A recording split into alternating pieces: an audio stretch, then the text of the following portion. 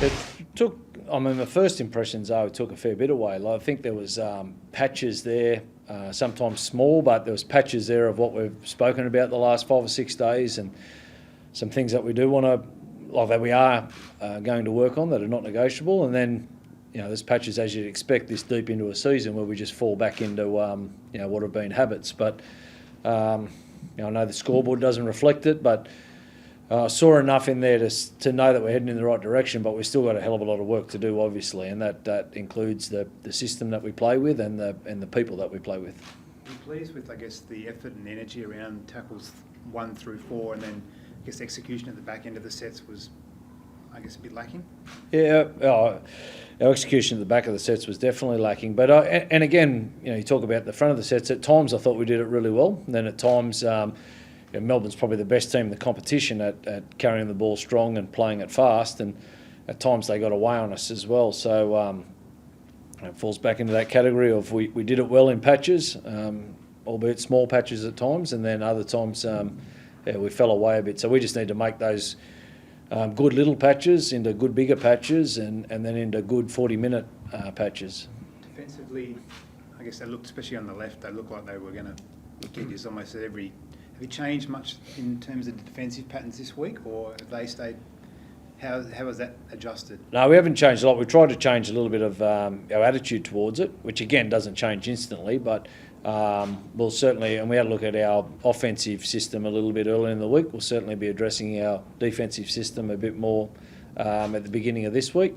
Again, being mindful that we're 18 rounds into a competition, so we haven't got a 12 or 14 week pre-season to make all these changes, but these are changes that have to be made for us to go not only in the next 8 weeks, but as a club to go where we want to go in the next 18 months.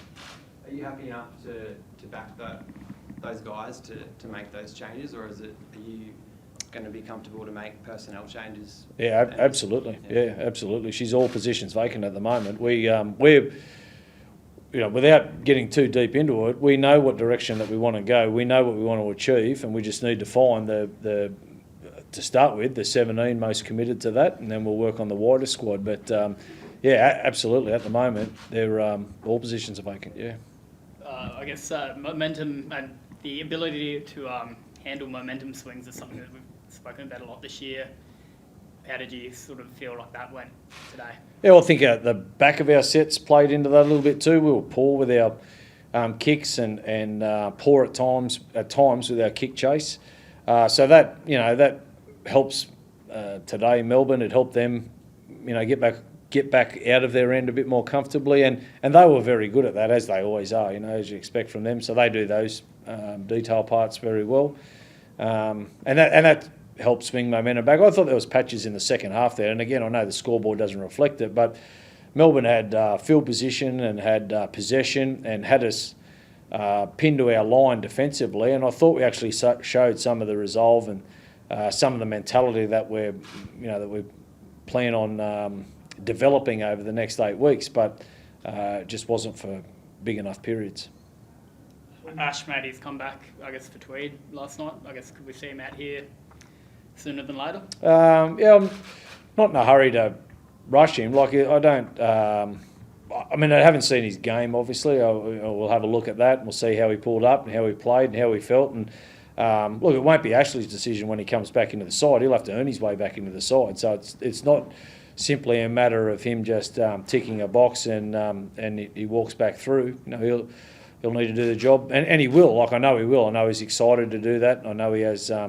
He's really keen to do that. So, and then when he has to do it right, then each part of the process that he ticks off helps build his confidence and his belief. And then when he gets his opportunity again, whether that's next week or next month, he'll be right and he won't give it back. When you're watching the game, the left edge and the way it was breaking down, could you identify why in the game? I think, to be brutally honest, guys just not doing their job. Individual guys on that left edge not doing their job properly. There's a minimum requirement with some of those plays, just with our, we spoke about our first contact and getting our body in front and pretty basic stuff that, you'd normally work on in November, December.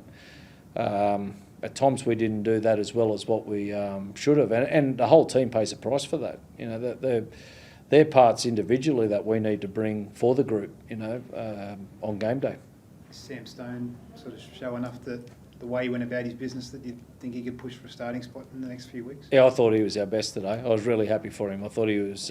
He showed a lot of the qualities that we talked about, and even some parts of the game that don't come natural to him. You know, he disciplined himself to get them done. So often their first effort is a strong effort. You know, they've got a lot of adrenaline, a lot of excitement, and a lot to play for. But he set himself a good standard, I thought, today for moving forward. And I was impressed by Sam. Do you see him as a middle or an edge? No, I see him more as an edge, but you know that's part of that. That's he has played a bit of middle over the recent time at Newcastle in the lower grades, and that's a part of the. I guess the bit that I enjoy, that the part that doesn't come naturally for him. He's certainly a more natural edge, more at home on the edge, but he just, we asked him to go into lock, and he rolled his sleeves up and did, ask what's next. AJ obviously didn't finish the game structurally or just bruising, do you think? I think he just got a real deep cork into his backside, and it's a big muscle there. So when it gets immobilised, it pretty well crippled him. So I think there'll be pretty quick recovery from it, but it's nothing too serious. Yeah. Oh, sorry. I just wanted to ask. I know you touched on it yesterday, but have you got aspirations to coach as a head coach in the NRL, or what's your mindset at the moment on that? Look, I don't want to keep going over it every time I sit in front of you, but it's just for all of you. I think everybody that coaches at our game would love to coach NRL. I think that's everybody has those aspirations. But the reality is, if you've watched any of our football this year and where we are, we've got far more important things that need to be addressed immediately than what I do or don't want to do with my career. Fair enough. What's up?